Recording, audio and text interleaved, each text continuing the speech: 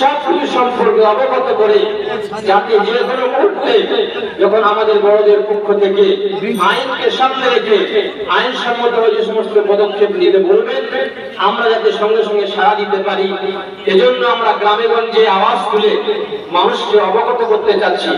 অত্যন্ত দুঃখের বিষয়, ইতিপূর্বে এই কাশীপুর মোড়ে এনআরসি বিরোধী আন্দোলন হলো, সেখানে মানুষ স্বতঃস্ফূর্ত ভাবে তারা উপচে পড়া ভিড় আমাদেরকে দেখিয়েছে।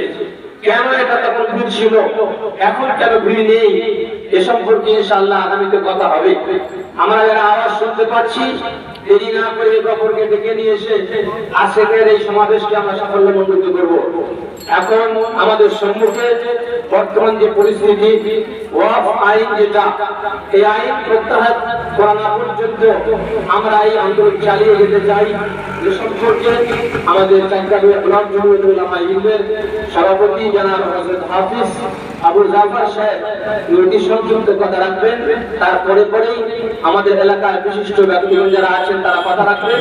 শুধুমাত্র এখানে আজকে আলিম উলামা কথা বলবেন না, কোন ক্লাবের সদস্য, কোন শিক্ষিত বন্ধু, যে কোনো যেতে হন না কেন, আপনি যদি কথা রাখতে চান, আপনার মতামত ব্যক্ত করতে চান, আমাদের কাছে সে নামটা নথিভুক্ত করে যান, তাকে সুযোগ দেওয়া হবে, আপনি আপনার মতামত প্রকাশ করতে পারেন। এই জন্য করে এটা ভাববেন না যে আজকে এলাকার শুধু আলিমরা যারা আছেন, জমিয়তের এসে যারা কথা বলেন তারাই কথা বলবেন না।